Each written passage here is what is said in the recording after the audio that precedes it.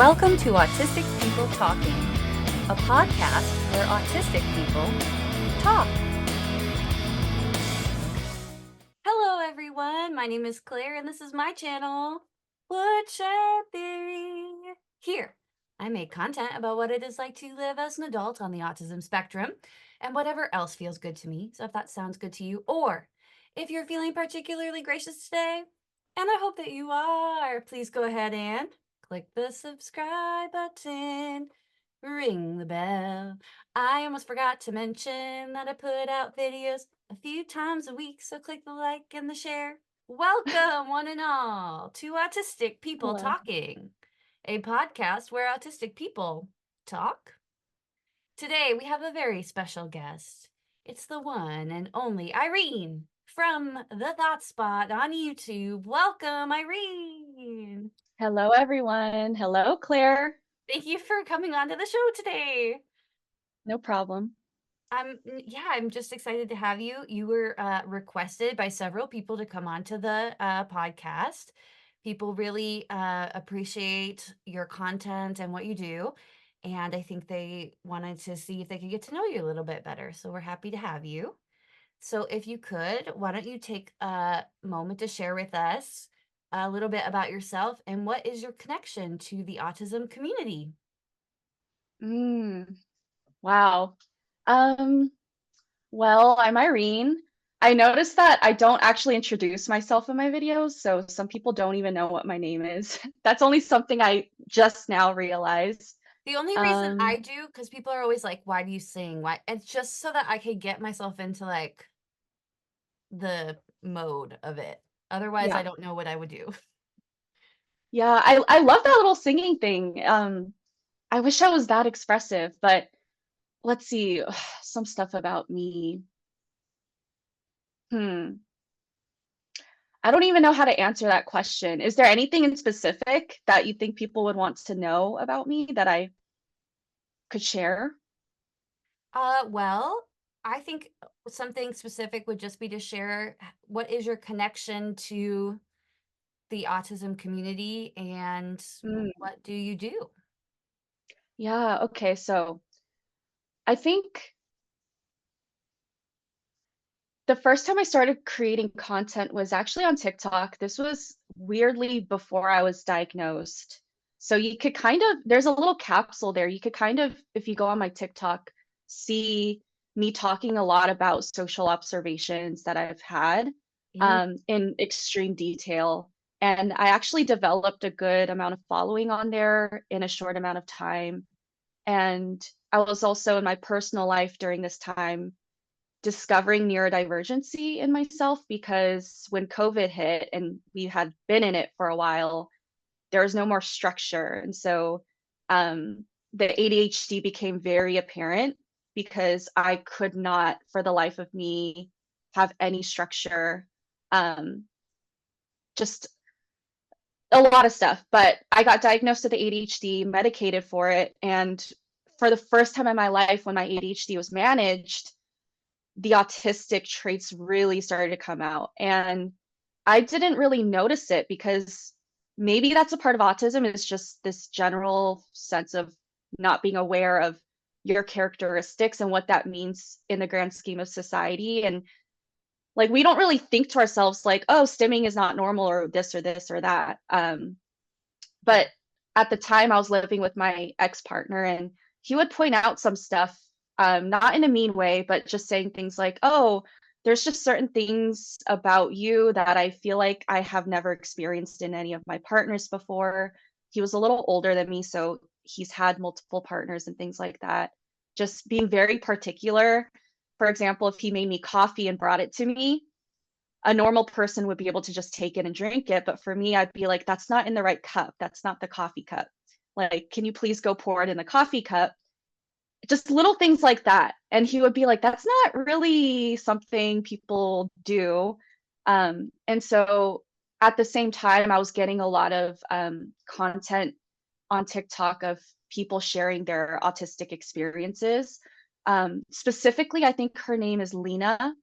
She's Asian and I think she does yoga. I'm not sure if she still creates content anymore, but just kind of, I really resonated with just her affect and her experiences. And it kind of made me think about a lot of stuff about myself and just feeling very lost in general when it comes to social situations, on top of other stuff like sensory sensitivities, and the list goes on. And um, I started to really figure out that there was probably autism. And I think it's kind of crazy because I was working in the realm of autism for so many years before. So you would think that I had all this knowledge and I would be able to apply it to myself, but it almost created a blind spot because I was working with Yes. higher support needs population. And I feel like that does create a blind spot to yourself because you're like, I could make eye contact and talk to people, and I don't have to rock back and forth in a classroom, which is a whole other topic because that would have actually really helped me. But um, I think just discovering what autism meant to myself and translating that knowledge I already had to myself was a whole thing. Um, I went and got assessed and I got diagnosed, I think, in my later 20s, like 25 or 26 or so. And I think since then, I just hyper focused on autism because it's really hard not to do that. Yeah. I mean, for me, especially because I already was working with autistic community stuff. And so when I finally discovered I was autistic, it made so much sense to kind of figure out a way to apply it. And there was no way to apply it in the systems that are already in place, you Mhm. know? And so I had to kind of figure out ways to create my own systems that worked for me and I felt right standing by. Mm. Um, and that's kind of what I do and have been doing for the past 2 or so years, is just creating systems that I think I resonate with, I align with, and give me a lot of purpose. And I don't know, just sharing my experience and creating a safe community to talk about a lot of topics that wouldn't have been explored otherwise. I'm so happy you're here. Uh, so what I'm hearing you say is you were diagnosed with ADHD before, and that Mhm, getting that help that you needed kind of cleared the space to realize that there were autism symptoms there. And I'm so happy that you brought that up because before I was diagnosed with autism, I was getting treated finally in my life for OCD.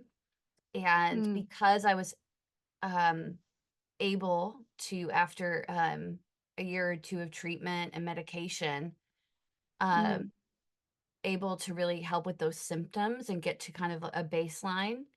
That was the first mm, time I think I was able to have enough clarity to see the autism symptoms because I was so caught up in um, being really sick with like severe OCD.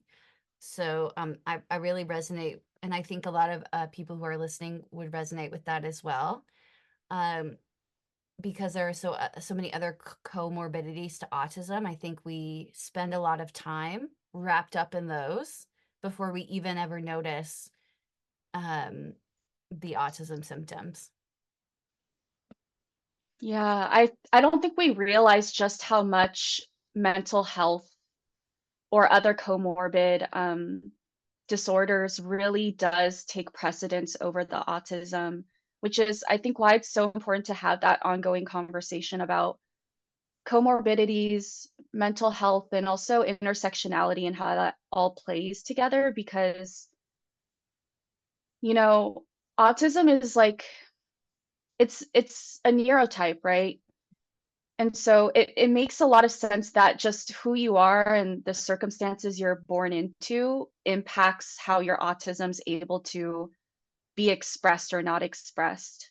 Because I would be curious to hear more about your OCD experience. But for me, with ADHD, like ADHD is so underestimated with how much it affects your life in such profound ways. Like before I was medicated, I genuinely don't know how I was able to get through life, just running on that dopamine deficit, and everything in your life is just, like, shaped around like, dopamine is just it's so crazy, and I genuinely, in so many ways, felt like I couldn't express or even understand my autistic self Mm, mhm. because the ADHD would have always had the front row. If I never got that medicated correctly, I don't even know if I would even discover the autism, and it's just crazy to think about that. Yeah, I remember my, meeting with the psychiatrist, after the counselor had diagnosed me, and her being Mm. like, "How are you functioning?" I'm not. And I'm like, "I don't." And then afterwards, like, I remember even after just being medicated for a while, being like having so many more hours in the day and not realizing I didn't realize because I when I thought about OCD, I thought about these people I saw on, like, the TLC specials, right? Mm, And, like, mhm. that didn't necessarily somewhat it looked like me, but it didn't necessarily look like me. So Okay. I always thought to myself, like, "Oh, I probably have a little OCD," but I was also because of the Yeah. intrusive thoughts, I was too scared to do any research on it because I thought, I don't know. Oh, Yeah, and a lot of people who have OCD are like this, right? Because you have these terrible intrusive thoughts about subjects that are so taboo and so terrible. You're like, if I do mm, research on this, I don't know, the government's coming to get like we have like just oh, crazy, crazy things where you're too afraid to even like get help because you're worried that um even if you went to a doctor about it, like they're yeah, gonna think that I am dot dot dot and not knowing that those things are tied into the OCD. They're not uh they don't have anything to do with what you really believe or what you really want. Um mm, yeah, I mean it's just a really terrifying condition and it's one of those things where if you have really struggled with OCD or you've really been significantly impacted, um you start to understand when people are like why people are so offended when they're like, "Oh my gosh, I'm so OCD." And it's like, "Oh my god." yeah, Right? You get like, you understand why people get so offended. I try not to be as offended because I know that it's coming from a place of like ignorance and that mm, if people actually knew like how terrible it was, I'm like, mhm, I feel like everyone knows who's listening, I get emotional anyway, but like I get emotional thinking about it because I feel symptom wise 80 to 90% better. But I didn't think I was going to be able to lead a normal life, and I was significantly impacted to the extent where I I didn't know that I could keep living, like I was really yeah, worried, like I just could not do it anymore. And yeah, so panicked where I couldn't even like when I was talking to the doctor, like having a panic attack, just talking to them about my symptoms. And anyway, this is not about me, but yeah, comorbidities and autism. So many people. I'm glad that you talked about, the ADHD thing because so many people um are struggling with theirs and and they don't even realize about the autism until after they have them under control. So, absolutely understand where you're coming yeah. from. It's definitely something that you said that stood out to me is just being scared to share your actual genuine thoughts and experiences with people, but especially to, like, medical professionals, because I feel like the medical industry is so rigid in a way, and it doesn't encompass, like, different people's ways of processing and Mhm, experiencing mhm, life and sensory experiences. Like, and maybe this is my autism, but when I would read things like those checklists that you go through when you check into a therapist's office and stuff like that, when they say things like, "Oh, do you hear voices?" I always had a hard time understanding things like that. Like, what does that mean? Like, of Mm, course, there's voices in your head. Like, you hear yourself talking, you hear thoughts or whatever. And so I could never understand, like, what does that mean? And if I say yes, then does that imply something else? Like, does that imply like schizophrenia or something?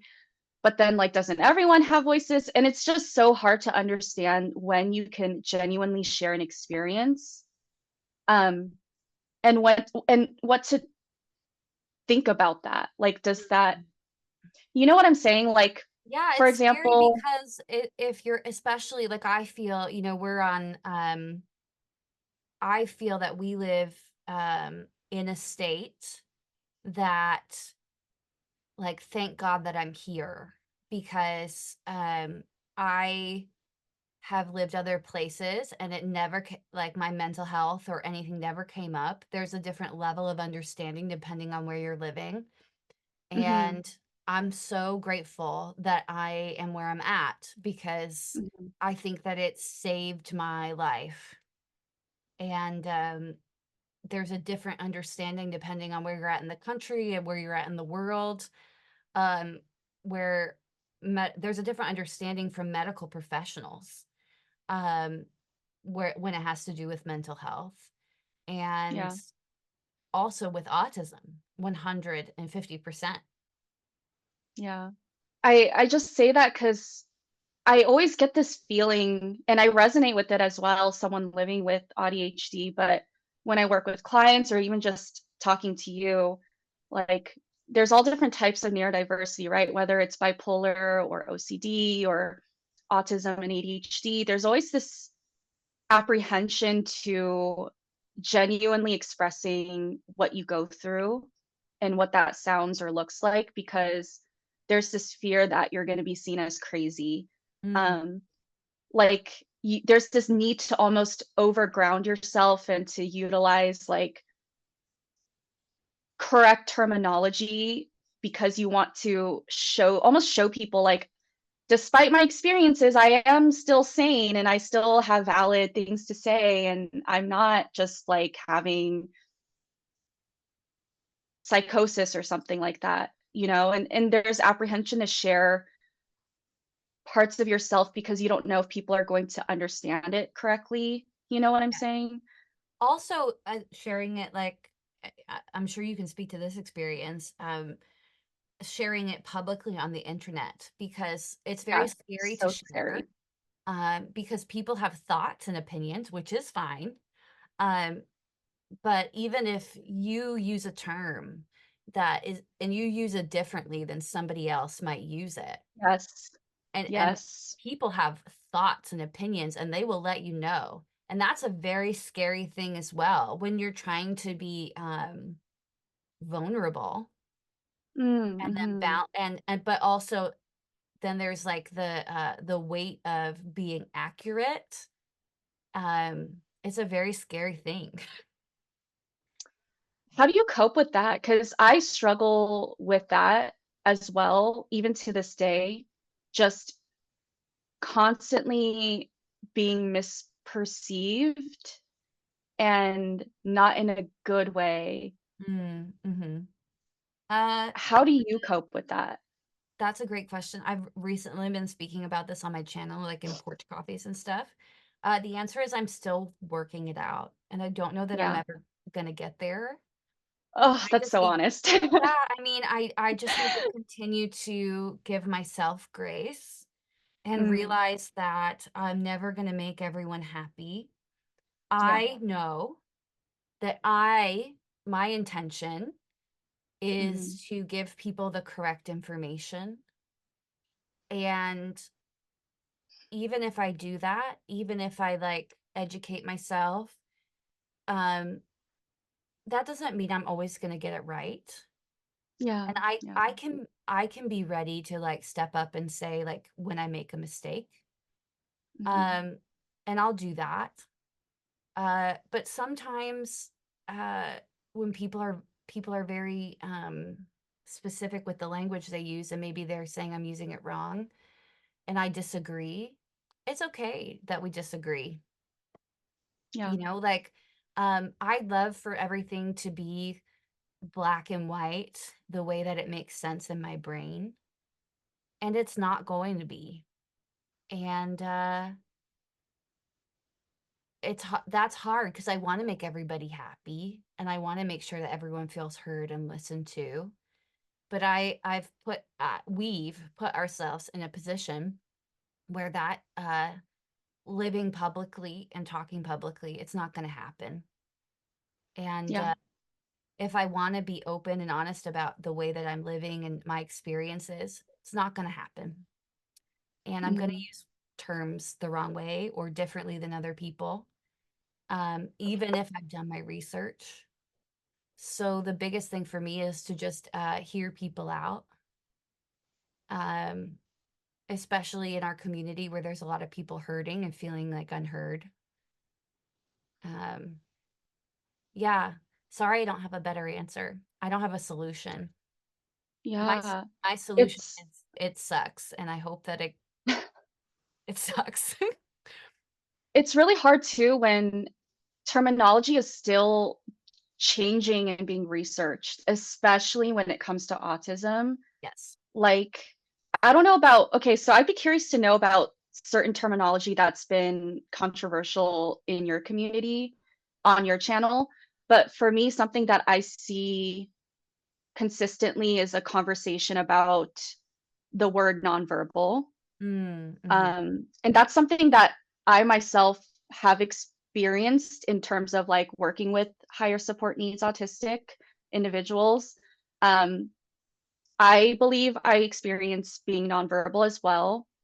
Um, but even then, when I go and research like the technicalities of all of it, there's not even definitive like research that can say like this is what it is and this is how you're supposed to use the term. Like there's a lot of conflicting sources as well, like people advocating to not use nonverbal for the nonverbal community. Like now the terminology is switching to non-speaking and but there's people still advocating to use nonverbal for that community. And so I'm just like, okay, there's no definitive like right or wrong answer. So what do we do about it at that point? Are we going to correct each other and argue, or are we actually going to just explore this concept first and understand why there's a lot of tension here? You know what I'm saying? Absolutely. My response to that, I have so many thoughts, Irene. I'm so happy we're talking. Cool. My Awesome. response to that is, and I hate to use like this Judeo-Christian language that I grew up with um to like transfer it over, but I feel that we are at a point in autism research where people like us really are standing in the gap, right? There's a huge gap, and we're in a place of discovery. So there it's an amazing time to be a part of the autism community, but it's also a very tumultuous time to be a part of the autism community. So my hope, just like you were saying, is that there is a continuing conversation, and that people give each other grace, and that we find a place, we find a landing place eventually. But right now, it's a time of, people discussing, a term I hear discussed a lot is like misuse of the term meltdowns, shutdowns. Oh, Um, really? yeah, like what's the difference? Who, when do we use it? Um, Okay. I hear things like that, and I'm thinking, a lot, and I'm thinking, well, what is happening is people are speaking from their own experience, right? And we're developing the terminologies right now. Um, and because of that, things are not going to be perfect. So I hope that we all give each other grace. That's how I feel right now.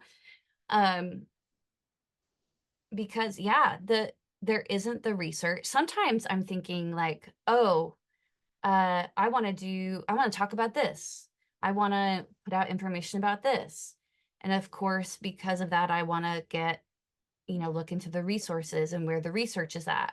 For example, recently I was thinking about, I took it out of a video because there isn't research on it right now. But I was like, oh, okay, I'm going to talk about how autistic people sit funny. Like we Mm. can't sit like neurotypical people. We can't like feet on the floor. We like there's not it's not a feet on the floor unless we're masking. We're not feet on the floor kind of people. But the research isn't really there yet. And No. that doesn't mean that it won't be in the future. But I was Yeah. shocked. I'm like, what do you mean the research isn't there yet? All I could find was like, you may find that neurodiverse children struggle to It's sit always about still. kids. Exactly. They struggle to sit still. And I'm like, well, okay, that's not what I'm necessarily talking about. Like, I'm fine maybe to sit kind of still, sit in the same area as long as I'm able to like have my feet up. But that research isn't necessarily there yet. So like I haven't done it and I'm not gonna do it and I'm not gonna write a research paper on it. So maybe I can't really speak to that. All I can say is like speak from my own personal experience and the experience Yeah. I'm hearing from other autistic people. I am talking way too Yeah. much, so everyone who came to hear it. No, trust me, you're not. This is a conversation, and part of a conversation is you also sharing what's coming to your mind and your experiences. Yeah. But to kind of go off of what you just shared with me, that is such, I resonate so much with it, where you know what you want to talk about, and it's an intersection of all of these topics, but there's no resource, that one sole resource that is like um clinical, that could say like this is all a thing that actually happens. And so like all you can really do is just say like this is my experience and I think it's actually a thing. But I go through that as well, and I go through so much guilt in my own personal time thinking like, am I spreading like misinformation? Like what right do I have to talk on something that may not have like a clinical thing made for it yet? Because a lot of what I talk about is kind of like you, is like I have these almost like theories that I could get resources for separately, and I could maybe piece it together to say like I think this is what's going on, but even then I don't feel great about it afterwards. There's like this nagging thing in the back of my head that's like, but is it true? But is it true? Are you spreading misinformation? But Well, we have a big I don't wait, know. especially coming Yeah. from other people. Like you've read the comments under every single autism thing about from people who are like, everyone's autistic these days. Everyone's claiming to be autistic. These are all normal things that everybody goes through. So there's like this huge weight. Like you want to talk about what you're going through. Um, but then you have like a whole thing in your ear of like, uh, what you're saying isn't true, what you're saying isn't valid. So there's like a Yeah. big, that's like, there's the weight of the autistic community, and then there's the weight on the other side Of of the of neurotypicals. the neurotypical community saying like, I don't think so. Yeah. It's really hard because you kind of want to ground the conversation with like terminology and research, but the research hasn't caught up yet. And there's barely any autistic adult assessors, really.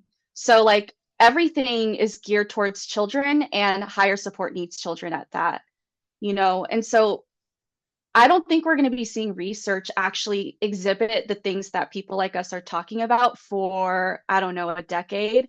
Yeah, at least. Honestly, because the clinical world works really, really, really slow, and we're only now getting diagnosed people like us. So if they're researching people like us, then the work that comes out from that won't be out for a long time. And a lot of that work is abstract in a sense, abstract in a way where it includes a lot of like sociology and mental health and how that affects our physical health and neurology and all that. It's not just like autistic people are this. It's a lot more nuanced than that. Like a metaphor I'm thinking about is like I see higher support needs autistics as like the whole cake, but have you ever been to those bakeries where they have like the slice that they just sell on its own Mhm. of like the cake itself? I feel like level ones are kind of like that slice of cake. It's like we have the same things, we struggle with the same things, but it's just not to the same capacity. But it doesn't mean that we're like a different organism that's like Right. experiencing life differently, if that makes sense. Still part of the cake. Yeah, still part of the cake. Yeah. You know, I hear what you're saying, and something I think about a lot is that, especially being what would be classed as level 1 now, not something that was part of my formal diagnosis, but uh, yes. Um, I think that there is a big misconception that people who are diagnosed as level 1 or have level 1 symptoms, that we think that we are the same as people who are, like, level 3, and that is not true. And I think that there there's this idea that we're like, "Oh, we're all exactly the same, and we're all dealing with exactly the same things, and that we want exactly the same things." Um, and that's not true. Do you think like that sometimes? Or I'm not saying that we don't all have support needs, and that we have very similar, or we don't have the similar brains. But that doesn't mean that Mhm. we're the same, like, we don't see a difference, you know? Okay. I'm trying to get I'm trying to understand, where you're coming from with that topic, because some people are talking about it in terms of, like, the struggles aren't at the same capacity, and some people talk about it in terms of, like, we're all humans, and therefore we are all different. Like, if you met Hmm, one autistic person, you only met one autistic person. The other right. autistic people aren't gonna be like them. So which one are you kind of I think I'm coming talking at it about? from support needs. Like, I see that we have different support needs, but that doesn't mean, Uh-huh. I always say low needs, not no needs. Like, I can Okay. see that we have different support needs, but and I can acknowledge that, but that doesn't mean that I don't have any support needs. Oh, I see what you're saying. Okay, I'm on the page. I'm on your page. I've Sorry, arrived. No, it's don't be sorry. It's just this conversation is so complex, nuanced for and that's why there's so many arguments about it. So I'm just trying to make sure that we're on the same page. Yeah, I feel like in that same sense, that analogy that I brought up, like we're just like that smaller slice of cake, the way I see it is we struggle with the same things, but not at the same capacity, right? Mhm. But it means what it means is that we still need support. Yes. It's interesting because in a weird way, I think we could force ourselves to still do some things that higher support needs can't do no matter what, even if they're forced to, unfortunately. It's just they can't. We can to an extent force ourselves, but what At people what need to cost? understand it's exactly at the cost of mental health and your physical health. That is what I want research to catch up to, Yes. is at what cost are we suffering? Get a list of those ways of suffering and have it be like definitive, like intersectional, like interlinked things, because you're unable and disabled to do things, but you for whatever reason you have to do it anyways. You know what I'm saying? Mhm. Yeah, I've been watching a lot, and I encourage people to watch, more of Irene's content over at her channel, The Thought Spot. Um, I really did wanna talk to you about this, because you talk about some things on your channel where I don't know that I'm ready yet or comfortable kind of delving into Hmm. those issues, because they're Okay. very complex issues. Yeah. Um, but yeah, when I'm listening to you talk about these, well, I first I wanna thank you for, like, stepping out there for level 1, lower, but not no support needs, autistic people, um, because I think it can be very difficult to be where we're at, uh, because people want to say like, no, you don't exist, or no, you don't have needs, or no, you're not autistic. And it's not an easy place to sit in, um, as an autistic person, who feels so much relief finally getting a diagnosis and finally being understood, and then to be met with, um, what we're met with is really difficult. Yeah. It feels very othering and isolating. I feel like this is kind of similar to what it's like being Asian American in a sense. Like, I explored this topic before on my TikTok before my diagnosis. Um, how Asian American kids like me that have had immigrant parents but are born in America and raised in America, we feel like vagrants in a way. We don't belong with our culture and our people because we were raised in another country, but we're also not widely accepted and understood in America either. And so there's this feeling of like no one really understands us, so we're not ever fitting into either or, and you're just kind of othered no matter where you are. I feel like I get that same flavor of feelings because I'm really all about pattern recognition. I recognize patterns of experiences in different areas, and I'm able to be like, this is the same thing, but in Mhm, different circumstances. Like, I feel the same thing with level one autism, just that feeling of like, in one space, you're not autistic enough, and in another space, you're too autistic and mhm, not normal and black sheeped, you mhm, know? mhm. And then there's just this discussion of like, how do we validate each other's experiences and our own experiences, um, and take ownership of that, and explore what that means. Yeah, I'm so glad to be speaking with you about this. It's just so difficult because I see our brothers and sisters in autism who are higher support needs. And when people when I hear people talk about like level 1 support needs and like that, we want to take away their like it's taking away validity towards people who have higher support needs, or and I'm thinking like that is not it at all. If anything, like we see those people and we feel for them more. And what we want for our community as a whole is a very deep thing, like we want all people of all support needs to get the support that they need. So I'm really glad to be talking to you about this because it's something that I know you talk about on your channel.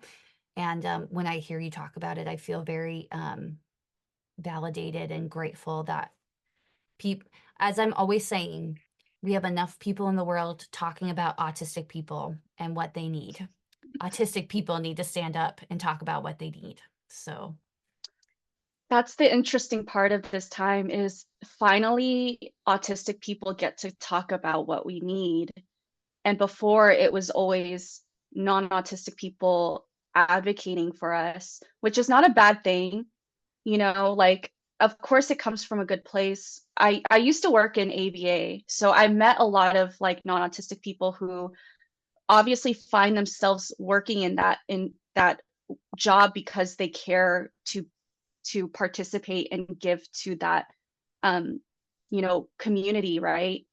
But there's just this level of not actually, there's just certain things you can't understand if mhm, you're not living it, no matter how much you research it. I don't quite know how to describe that fully yet, but there's just this aspect of like when I was working with higher support needs children, for example, and they would have meltdowns, this was before I was diagnosed. I genuinely would have to fight off my own meltdowns, and I didn't know it just because I empathize so much, mhm, and seeing how dysregulated they were really like physically hurt me. And for a non-autistic person working in ABA therapy, they would just be like, oh, that child is autistic and having a meltdown. There's like a disconnect there. But for me, I would be like, without even knowing it, I would be like, I know how that feels and I know it doesn't feel good. You know Yeah. what I'm saying? Um, and I feel like in some ways, people like us speaking up is very triggering for some people, um, mostly like the caretakers and the caregivers Mm-hmm. who are not autistic, because there's this aspect of like, well, you guys aren't struggling the ways that we're used to seeing autistic people struggle. So there's this idea that there's like a privilege there.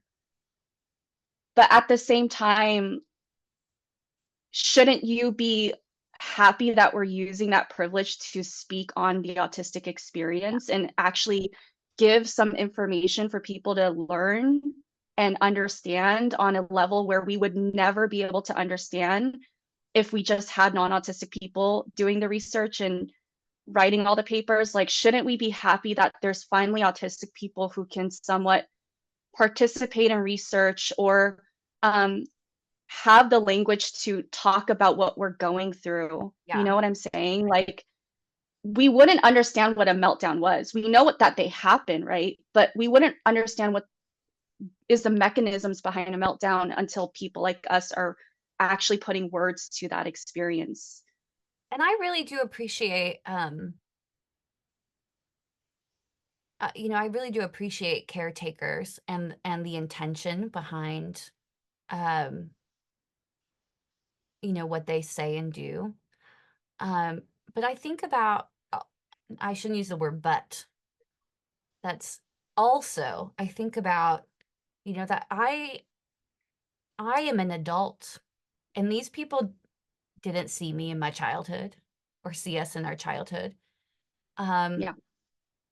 and see what we were like during our childhood. And I think about my mother and how hard she advocated for me as a child to not be treated differently, and her sitting with me in kindergarten and making me write my letters the right way around, until I figured it out so that I wouldn't be held back, and her saying like, no, we're not holding her back in kindergarten, and we're not do Mm. like, and these things that, maybe I should have been held back. I don't know now that I know who I am, right? But like, um you know I not okay, one autistic person, right? I'm just talking as one autistic person, but sometimes I want caretakers and parents to understand, like, that their child's life can look a different way than maybe they're thinking in the future. Um, and we're all advocating for these people and children, whether or not they're high or low support needs in the future. Um, just there are a million, just as in neurotypical children. Um, your future could go in a million different directions. And it, just because there's an autism diagnosis now doesn't mean that there's like a one view of your future path moving forward. Hmm. Yeah. That's what I hope, that when caretakers of younger, I mean, younger autistic people, I hope that that is what they see when they see an um, adult adult autistics talking about their lives. That's what I hope that they see, and that there could be a kindness and an understanding, because I think that there's obviously the thoughts and feelings coming from caretakers, are coming from a place of care. And yeah, sorry, I'm babbling now. So Yeah. I think I think that's the thing, is that we all care, and that's the most important part. I feel like what has to be really addressed is the fact that we need to listen to each other. Yes. Um, Yes. and I feel like for the most part, I don't think we're being listened to as much as we're willing to listen to other people in the community, if that makes Yes, sense. yes. I was just saying that last night on something where on a live stream where that came up, where it's like I feel that the neurotypical, it's very hard because I never want to make it about us and them, because I want it to be I want there to be a gap bridged. But I was saying that I do understand that right now the autistic community has to step forward more, and that doesn't make it right. I would hope in the future that we come to an understanding where the neurotypical community steps forward an equal amount. Okay, yeah, I see what you're saying here. Like, there at this point, we're almost needing to bridge the gap and take that extra step in a way and try our hardest to educate neurotypicals while holding space for everyone on all sides, which at this moment isn't ideal or fair, but eventually it would be nice to reach a point where some reciprocity can start to come in and we start to bridge that gap. Is that kind of what you're saying? Yeah, that we are Okay. taking more of the step forward and extending the hand further right now. Uh, Hmm. because because there's a lot of education that needs to happen and understanding. I feel like Yeah. um we're taking that step further, but hopefully in the future it'll be an equal step. Yeah.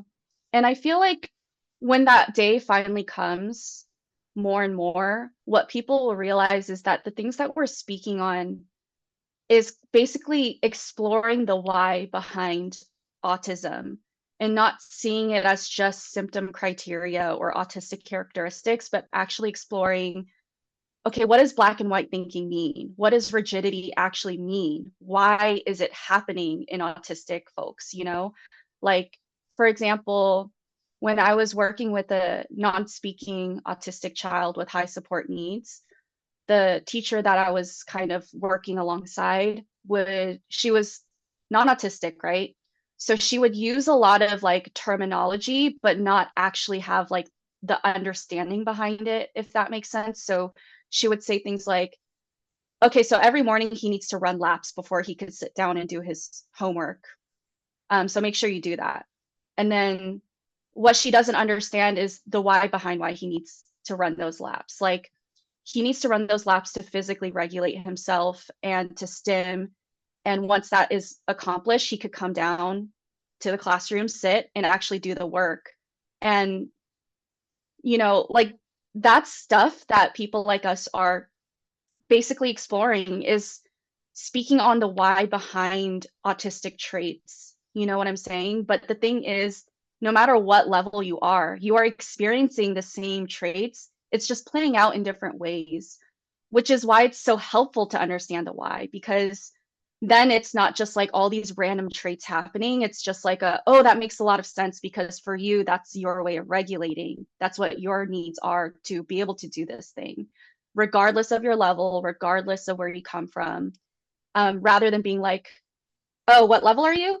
What support do you need? What are your Mhm. patterns and behaviors? You know what I'm saying? That's Yes. just, it's not even, knowing the why is ultimately humanizing the Mhm. people underneath the label. Like, no longer is it just like, you're this in this category doing this. It's like oh, you're autistic, so these are the things that you need because it helps Mhm. regulate you. These are behaviors that develop when you're not regulated, things like that. Thanks for being you. Well, let's talk about some other things. What Yeah. I'm thinking about while you're speaking is that somebody once commented on the podcast, which is fine. Leave your comments. Um, oh, this shows that autistic people are good at small talk when they talk to each other. And I'm like, what small talk are you talking about? We have not What's mentioned the weather once. It's fine, by the way.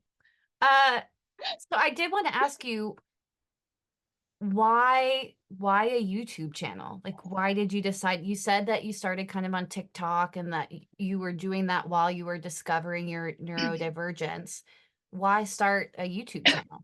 Well, I originally started on TikTok because it was so easy to create on there and it was very fast. So if I was consistent with TikTok, I could consistently get viewers in. And it's a That's lot good easier for to kind of break ADHD through. too, because you can kind of just get the project done very quickly. Yeah, and so that was the easiest thing for me. But what I realized is that a lot of the things that I was talking about on my videos, I couldn't fit into 30 to 60 seconds. And I knew that because I would have to reshoot the same thing over and over again to fit everything in. The way I think is not very like concise and linear. So when I talk about something, it usually kind of splits off into multiple categories. And none of it would make sense unless I say all of it. And Mm. so I had already felt a disconnect with how TikTok works in terms of the length of time. But another aspect of it was that YouTube is like my special interest. For years of my life, since childhood, I've been on YouTube. I watch I watched like I have my people that I watch every week, people that no longer make videos that I was consistently watching, like Jenna Marbles and things like that. While everyone else was like out living life, I was at home watching YouTube and things like that because that was my way of essentially having a social life. Mm. Like people would normally digest conversation in person as they're connecting with friends and others. But for me, I get that need met through watching YouTube and watching people talk and conversate. It's almost like my way of being social, but not having to actually interact and respond. And so I had already felt really connected to YouTube as a platform. And then so after I reached a certain point in TikTok, I I wanted to consciously transition to YouTube so that I could actually expand on my topics a lot longer, and speak on things in more detail and honestly attract people that are less about like quick, concise videos and people that are actually wanting to ruminate and process things in longer form. Mm. And of course, because I live with a disability, I can't balance both. So eventually I just told myself like I can't balance TikTok and YouTube. I'm going to slowly stop TikTok and start uploading on YouTube. And I haven't uploaded on TikTok for almost like a year or more and have only been on YouTube. And that's just kind of where I've been funneling all of my energy. Is that where the name of your channel came from? Like a place for thought? Yes. Yeah, when I first made that name, it was kind of stupid. I made it back when I was like 20, 23 or something. It was supposed to be a play on words, like coming from the Bay Area, thought THOT was used to like describe, I don't know. You know what I'm saying? A thought. And then I thought the thought spot would be kind of like fun because it's a place where you could actually think about something and process a lot of philosophical conversations and things like that. But it's also like silly and stupid at the same time. But yeah, that's kind of where I came up with that name. And how about the response to your channel? Because it seems like your channel has done really well. How have you felt about that? Has that been surprising? Is that something you thought would happen? When I first started my channel, I kind of knew it would go somewhere. So in a sense, it made me not care for it to go somewhere because Hmm. I felt inherently like I will get to that place eventually.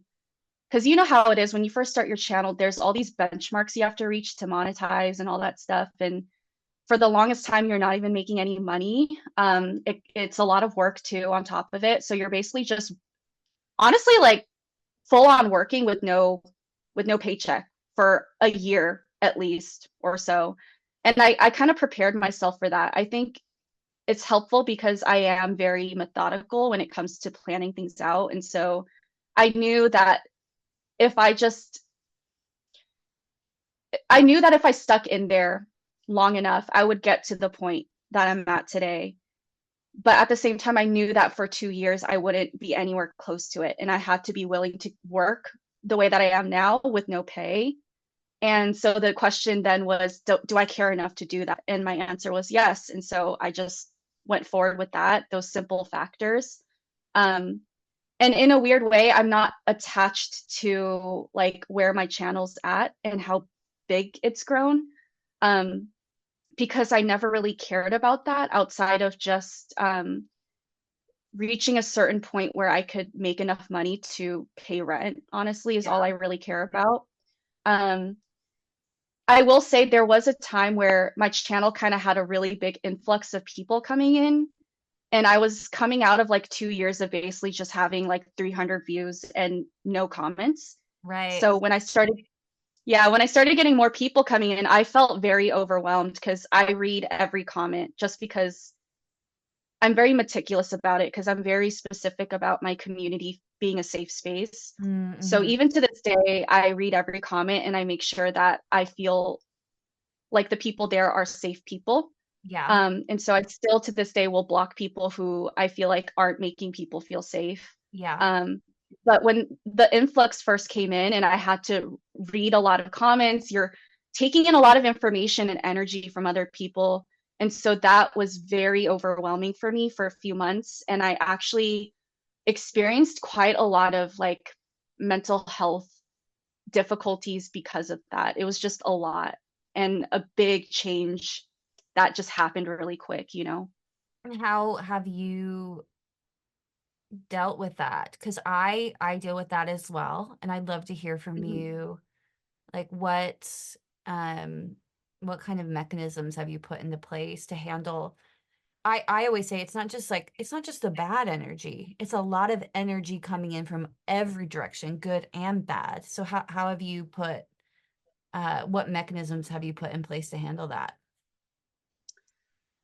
Well, first of all, I'm still figuring that out too, so it's not a perfect working machine, but I'd say like your boundaries are going to be the most important thing you need when your channel's starting to grow and more people are perceiving you. This even extends outside of a channel. Like this works for like when you're out and connecting with people, period.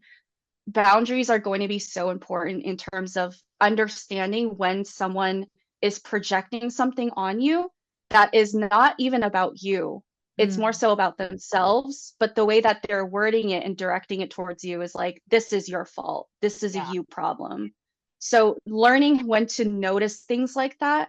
Before, I was very much so like, oh, I'm such a shitty person. How could I do Yeah. this? Mhm. Shame, guilt, just like wanting to disappear, right?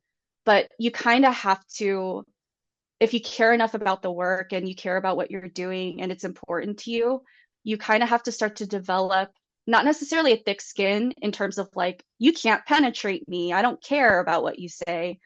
I still care, but it's more so like being able to hold space for like, you're obviously going through something and working through something. I could see that, I could empathize, but that's not on me. And Yeah. I don't deserve for you to put it on me. So this isn't like, this isn't a space for you to do that. Like, that's not something I'm consenting to.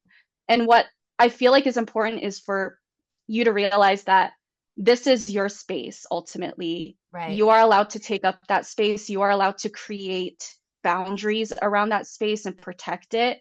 Um, and if there's certain people that don't make you or your viewers feel safe, then you have every right to say, not that they're wrong, but like whatever you're doing is not something that's welcomed here. You Right. are more than welcome to bring it somewhere else where other people can reciprocate what you're giving out. Because I'm not reciprocating and I don't want to take it in. So this is not for you. I don't want you here. I love the way that you put that because for me, I think that is so true. I've had comments in the past about, well, don't I deserve personal, freedom of speech? And it's like, absolutely, in general, you are free to comment whatever you like on my channel, and I am free to decide if it stays here.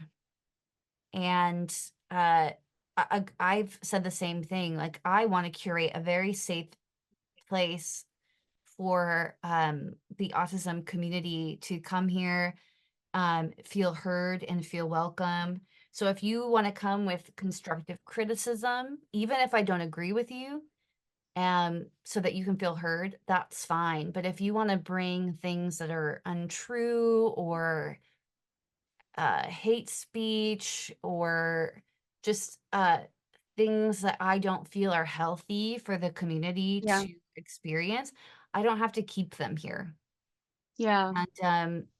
And that's my prerogative, right? That's my freedom of speech. Yeah. So, I think the thing that they don't realize is that their free speech is actually not as free as they think when they're utilizing that power to place things onto other people against their consent. mm, It's one thing to express, for example, let's say you said something that offended me. It's one thing to say, like, oh, when you said this thing, I noticed that I felt triggered by it. And I think it has to do with something I went through in the past and whatnot. Like, that is sharing how I'm feeling in response to what you said. It's nothing about you or whether you're a bad or good person or blaming you for the trigger. It's just saying, like, that reminded me of something I went through and I didn't feel good about it. So the focus is all about me and what I'm going through.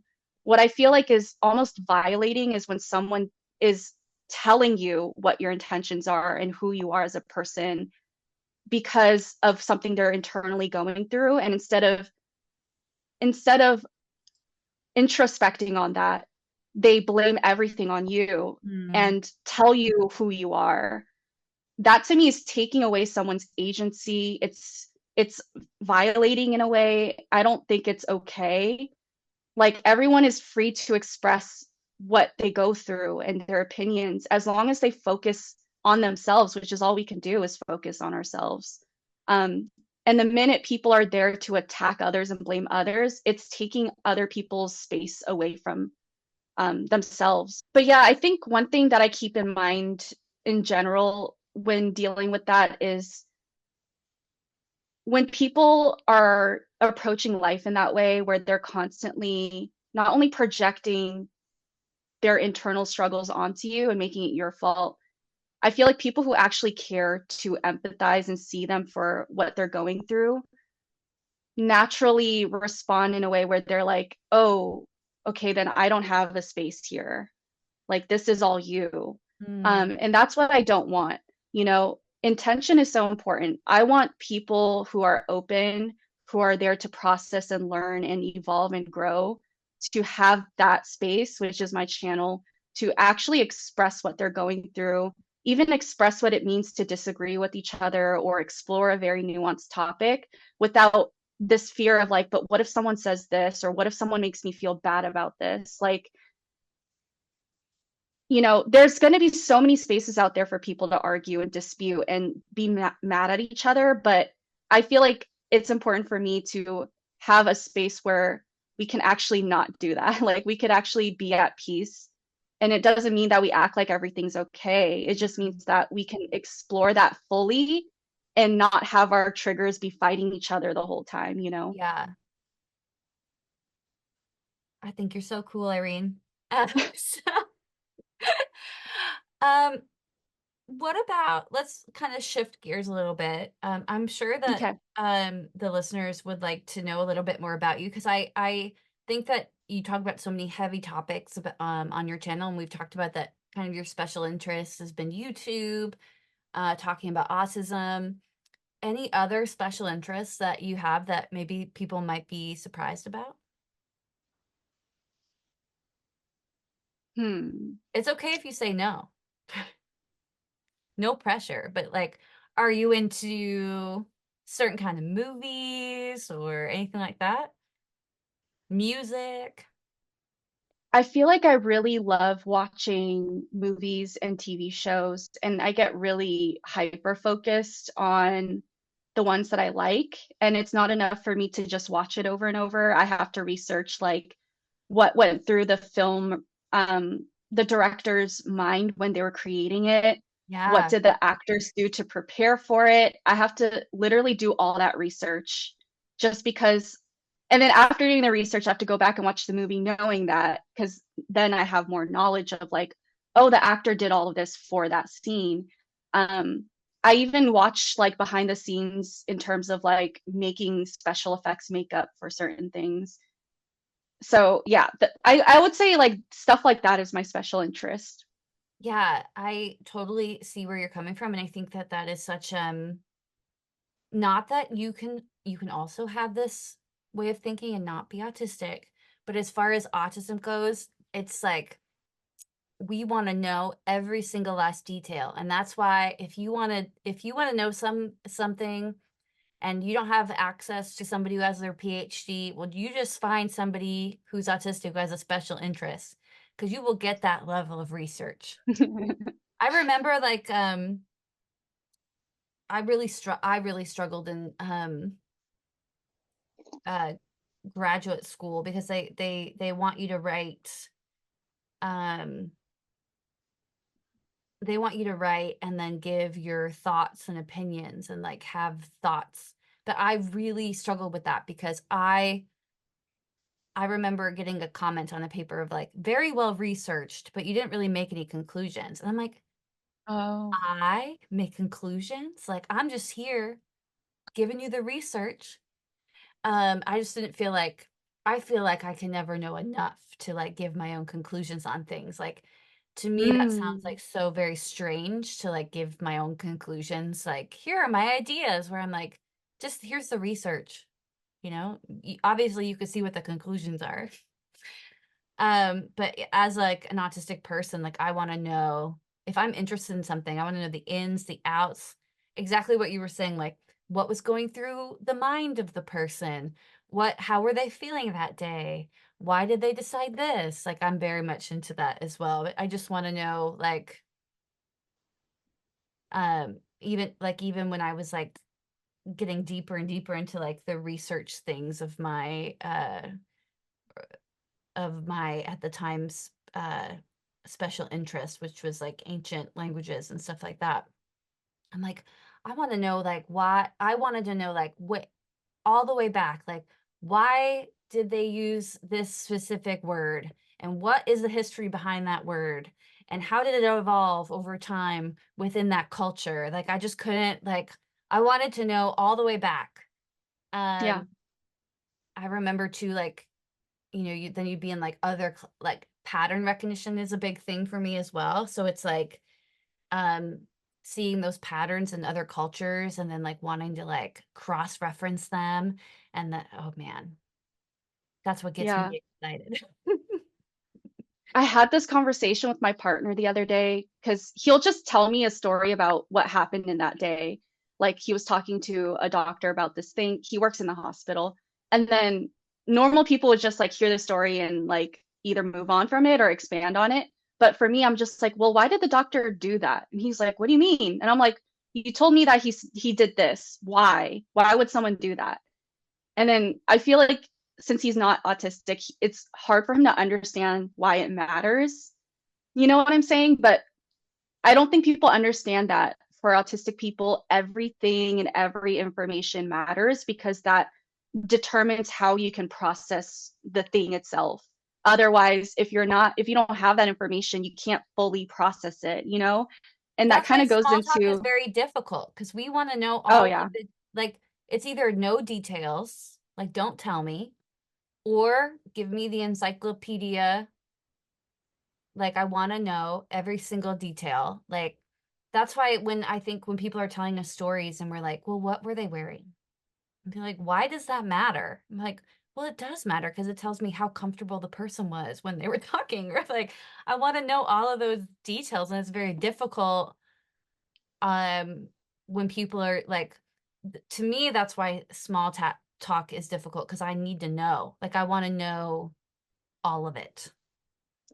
yeah, or even when someone's explaining a story to you and they just say what happened in that moment, but you need more context. Like, Yeah. you know what I'm saying? Like, what is your relationship to this person? What is their background? What is their age? Like, all of these things matters because all those like implications that neurotypicals could just understand innately to understand the actual thing that they're describing.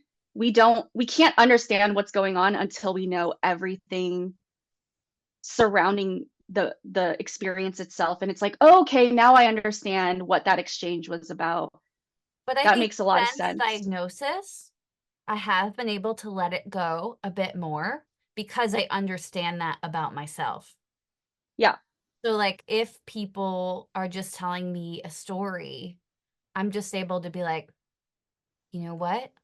The information that they're giving me is what they find important, and I'm just gonna take that information and I'm just gonna let the rest of it go. That's been Yeah. also very freeing for me because it used to be very difficult for me to listen to anyone's story because, like, I'm in the weeds in my mind. I'm, like, in the weeds, and I'm trying to figure out every little thing, and Yeah. start to not be able to hear the person and Oh get to, my like God. and get to the root of what they're trying to say. Oh my God, I know what you're saying. Whenever someone tells me just a story, I'm always like interrupting them before they go into detail. I'm like, why are you telling me this? And it sounds so passive aggressive, but I think it's so important to like that will dictate how I process what you're telling Mm, me. Like mhm. if you're telling me a story with the intention of me like at the end of the story understanding how a person might have effed you over, then you have to tell me that ahead of time, or else if I don't know that information, I'll just listen to the story and I'll be like, oh, okay, cool. And then they're just like, so what do you think? And I'm like, I don't know. Oh, did you want a It's like, reaction? oh, you wanted a reaction. You wanted me to like be like on the same page with you in terms of this person was messed up. Okay, then can you tell me that ahead of time next time? Yeah, it's like, I forget what they're called, maybe you remember this, but, like, uh,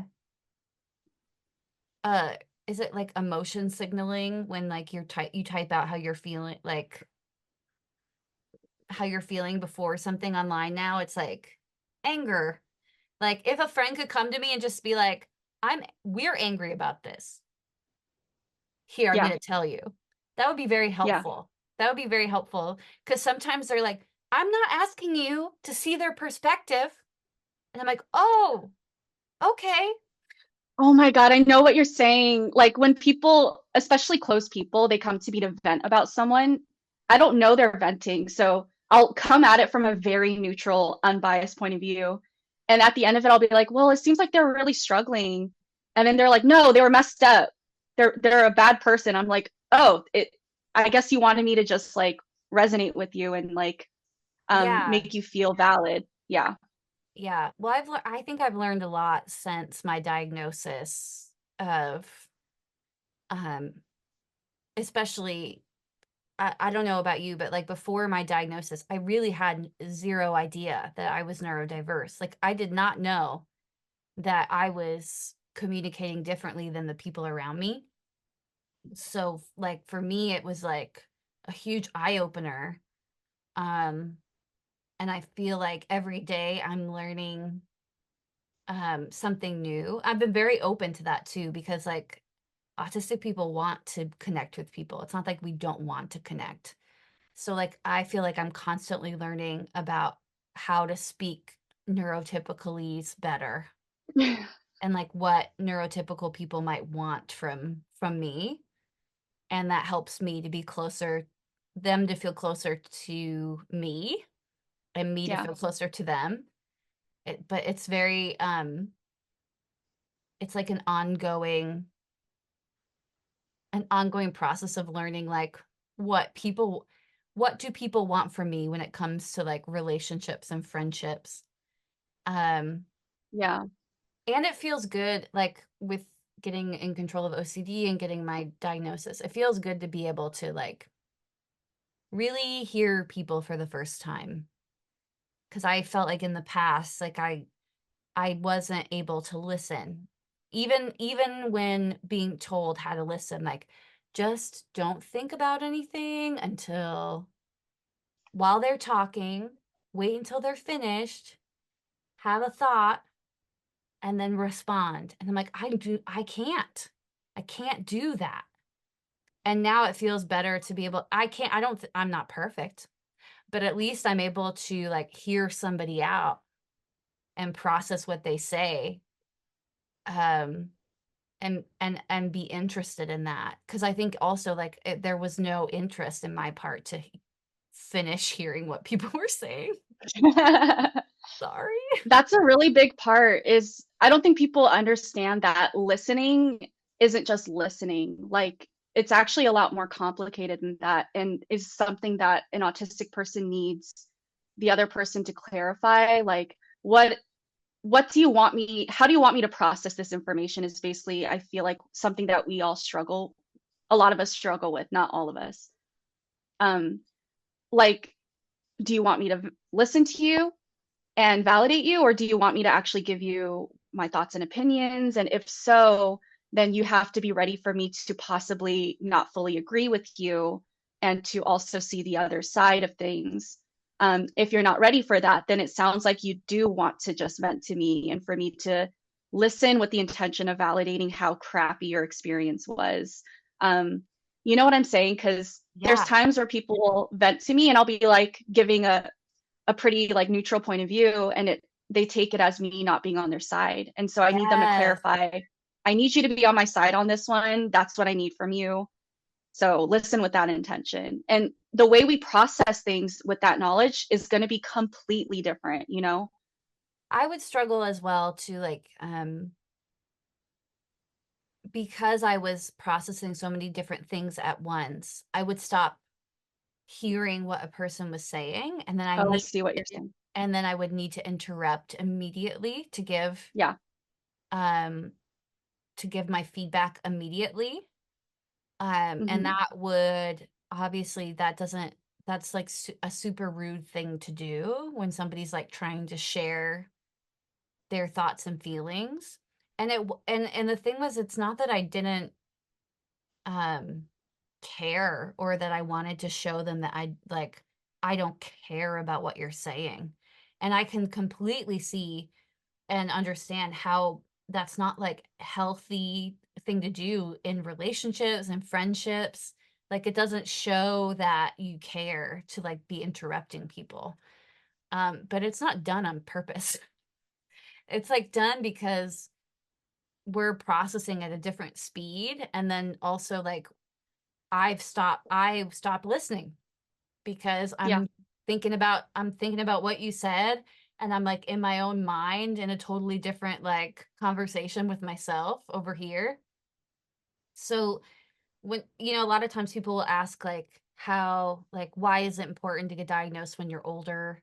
Why does it even matter? And I'm like, absolutely it matters, because of things like that, like realizing that you have been speaking a different language and being able to acknowledge that and to like make adjustments has been huge for me. Yeah, it does matter.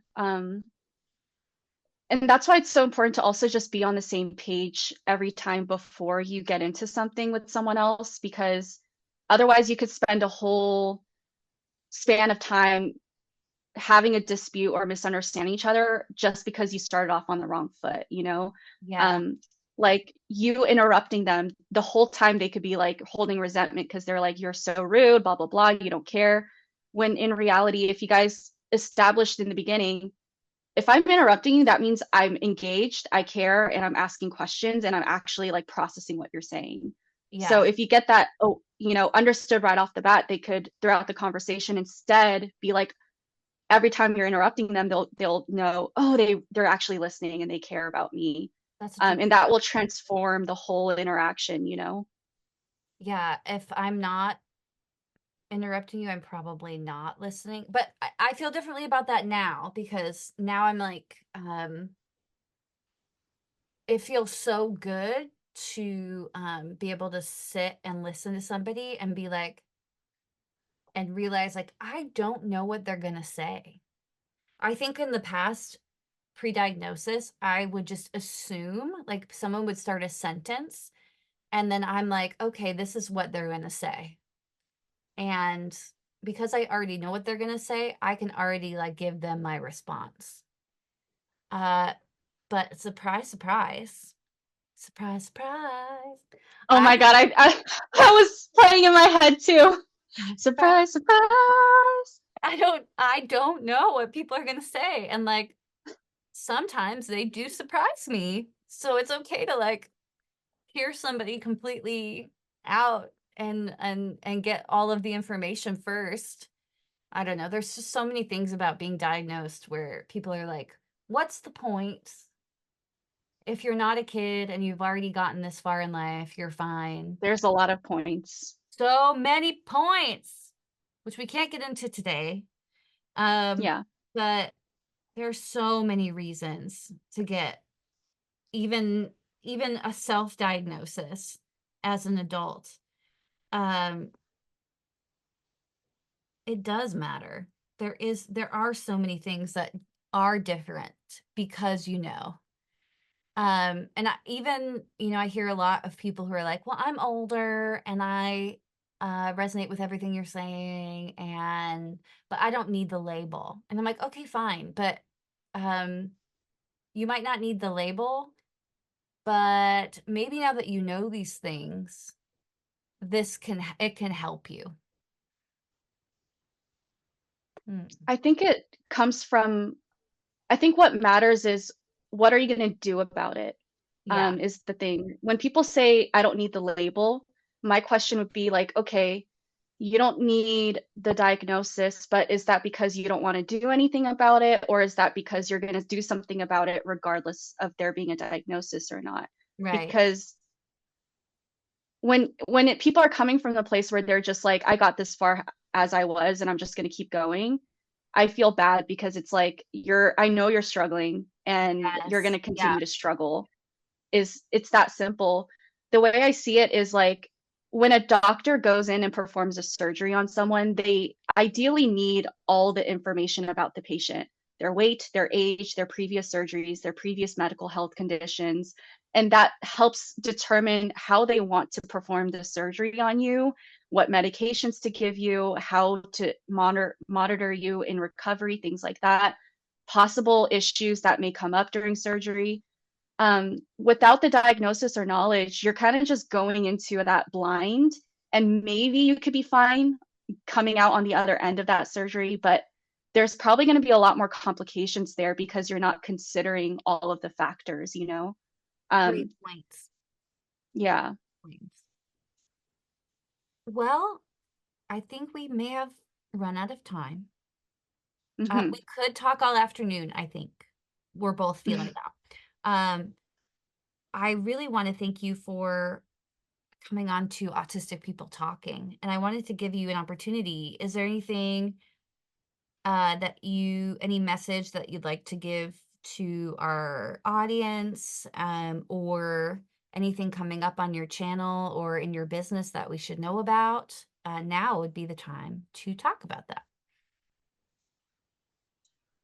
Um, nothing new on, nothing super new on my channel. I think I plan to do a video talking in more detail about like psychedelics and how that affects autistic brains.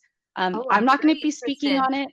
Yeah, that's going to be very interesting because I think in my comments and also in other comments, I see questions about it all the time. So I'm really interested to see what you have to say about it. Yeah, so that one's actually going to be different, which is why I'm bringing it up. I'm not going to be speaking on it because I'm not well researched in it, but I will be bringing someone on who's written books and actively does research on autism and psychedelics, how Cool. that affects our neurology and stuff. And so giving him a platform to give us his knowledge and ask him questions and interview him basically. So look out for that. I think that'll be out within the next 2 or 3 months, just when I figure out when our schedules can align. Um, I can't I wait. hope to have more. I can't wait to. I hope to have more autistic creators or autistic people in general on my channel who specialize in something specific, just having a conversation about something. But again, I'm figuring that out and how I want to do that. But other than that, everything's kind of the same and will be for now. Of course, there's things that I'm planning for, but that's for the future. Mm-mm. As for things I want to say to people is just to do what you need to do on a day-to-day basis to regulate yourself. That is the most important thing. as a neurodivergent person is to regulate your nervous system, and to do so especially through your physical practices, because I think a lot of us are really well versed in mentally navigating ourselves, like talking through like, oh, I'm fine, I'm okay, like it's okay. But actually putting that into practice with physically regulating yourself, I think is something I really advocate for. Because you could be mentally fine, but like physically panicking. And so you Mhm. gotta like find a way to regulate that nervous system. Yeah, and everyone go over to Irene's channel because her most recent video was on regulating. Yep. And I recently watched it and found it very informative. So check that out. I will put all of her information down below so that you can go and glean from her channel. I think that everyone will enjoy that. I want to thank you for coming on the show today. And Thank you for having me. I really, really enjoyed talking to you. I hope this isn't the last time that we speak. And yeah, everyone have a wonderful day. We'll see you next time. Bye. Bye.